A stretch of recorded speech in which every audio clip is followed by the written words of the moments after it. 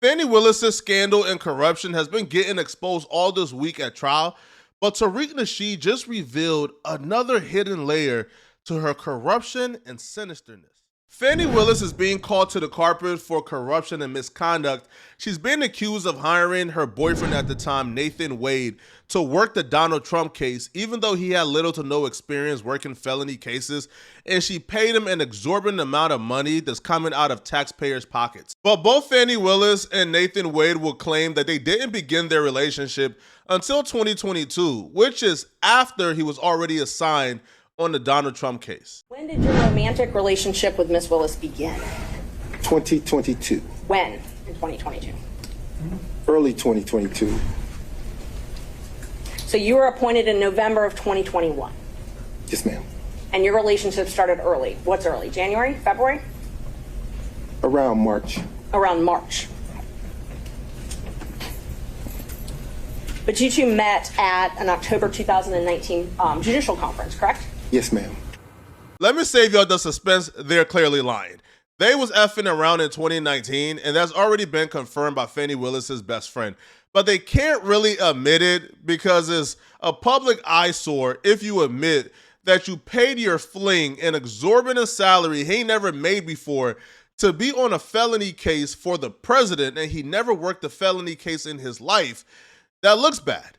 And also, Nathan Wade was a married man in 2019. So Fani Willis don't want to admit that she was messing with a married man.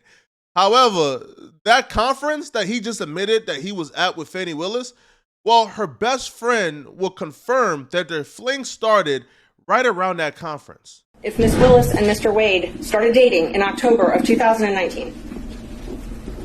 I don't know if it was October of 2019.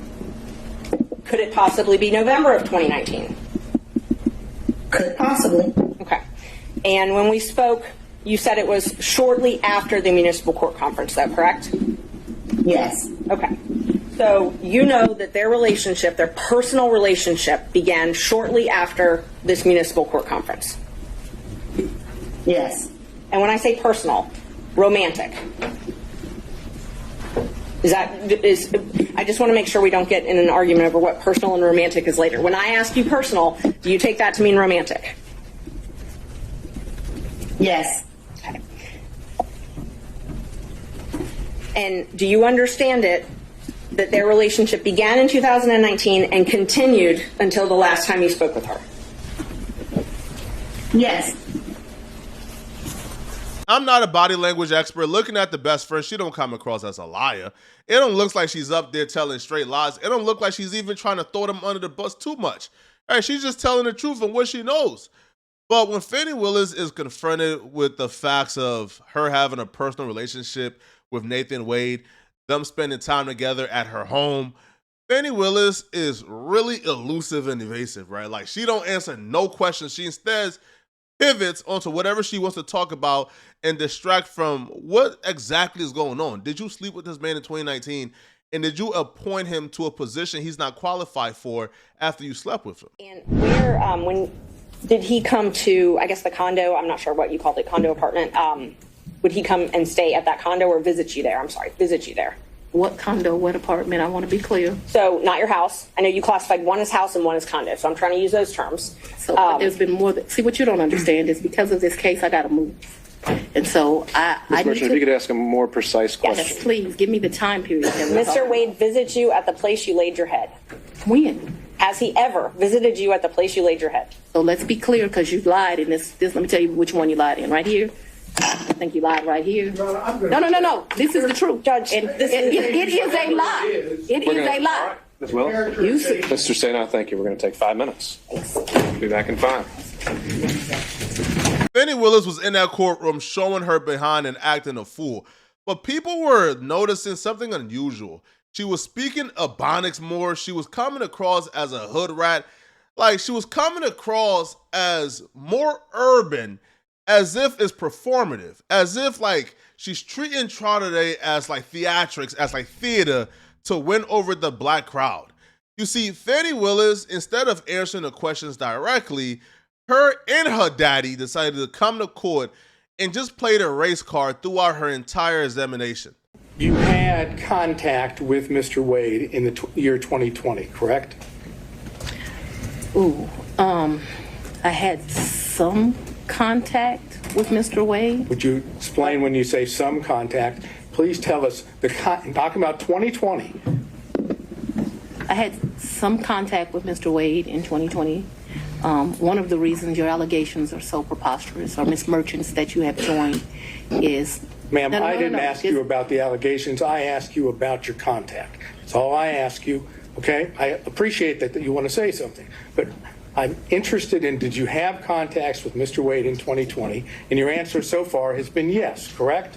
Very limited contact because Mr. Wade had a form of cancer that makes your allegations somewhat ridiculous.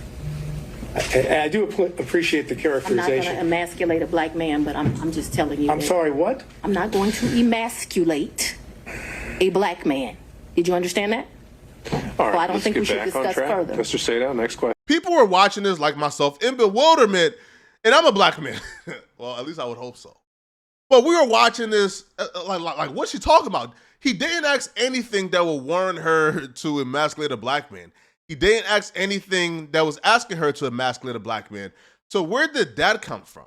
See, Fani Willis, it's as if she was reaching out to the black community, asking for their support in her darkest moment, because the world and the right-wingers had their foot on her neck, and as now she's reaching out to black folks, say, yo, ride with me, galvanize around me. When that's a little too late for that, Fani. Now, Fani Willis and her daddy are one and the same, because the daddy was even worse with the race card. Now, when the daddy was asked about Fani Willis not being able to account for the money that she gave Nathan Wade, because she claims she had cash, a wad of cash in her house that she was just giving to Nathan Wade for various things, so she couldn't keep track of how much money she has given to Nathan Wade. Here was the daddy excuse for that. Did she say anything to you about having a large savings of cash? Oh, no, no. See, maybe, excuse me, and Your Honor, I'm not trying to be racist, okay? But it's a black thing, okay? You know, I was trained, and most black folks, they hide cash or they keep cash, and I train. You always keep some cash, because I've been places, and just because of the color of my skin, for example, I took a fellowship at Harvard when my daughter was just if I might, Your Honor, when I was just, she was just, maybe 3 years old. And I remember going to a restaurant in Cambridge, Massachusetts, and I had a American Express credit card and maybe a Visa or whatever. And I had a lot of what they call traveler's checks. I don't even know if they still have traveler's checks, but traveler's checks. And there was a sign said, with the credit card. For whatever reasons, the man would not take my American Express credit card. So I pulled out my Visa card, and he wouldn't take my Visa card. So then I pulled out my traveler's checks. He said, we don't take checks. Now, these were traveler's checks. This was money. I had a $10 bill. I'll never forget this as long as I live. And he said, the bill for my wife at the time, Fani's mother, Fani, and myself was like $9.95, and I had a $10 bill. That was all that. And I always remember that. Man is really blaming racism for why his daughter can't account for how much of the taxpayers' money she done funneled into Nathan Wade's fat pockets. Now, Tariq Nasheed is somebody who's not going for the race card, and he actually revealed a couple of anti-black practices that Fani Willis has engaged in. You guys been watching the Fani Willis hearings. The Fani Willis hearings are very interesting. Boy, they're going after Fani. The right wingers are going in hard body, man. They're going in hard. They brought her in to be the Negro whisperer, to offer protection to the race soldiers after they offed our brother down there. They offed the brother, and then they brought Fani in there The police unions were funding her, and I said, man, it's a bad look to let her get in office. It's going to be a cluster flop. Don't let her get in office. This was years ago. I said, that woman, they're going to bring her in there, and she's going to deliberately bundle that case. There was another brother, Paul Howard, who was down to put charges on the race soldier. I was very supportive of Paul. I was hoping Paul would win. But they put Fannie the Mammy up there, and just like clockwork, she ended up botching the charges with the guy, the race soldier who shot the brother. The case got just tossed. It went to hell, and that was her job, to botch that whole case. And then she turned around and started throwing them RICO charges on rappers. And so, yeah, she was doing the bidding of the dominant society. She was their front person. They needed a melanated face to be the front person. So she was. If you read beneath the surface of what Tariq Nasheed is saying, he's essentially saying the broken tool theory is in effect when it comes to Fani Willis. He believes that Fani Willis was being used as a tool for the dominant society against black folks. Now, what's the one thing we know when it comes to the dominant society? Once they're done using their tool, they break it, right? They ruin it. They destroy it, right? They drag their tool through the mud and make sure their tool reputation is discarded forever when they're done using it. Because once a tool no longer serves its purpose, once a tool can no longer work for what it's utilized for, well, you discard it, right? You put it in the trash. Well, if the tool is a person, you can't just get rid of that person. You have to take them through the mud and ruin their entire reputation and take everything they ever worked for to really get rid of them.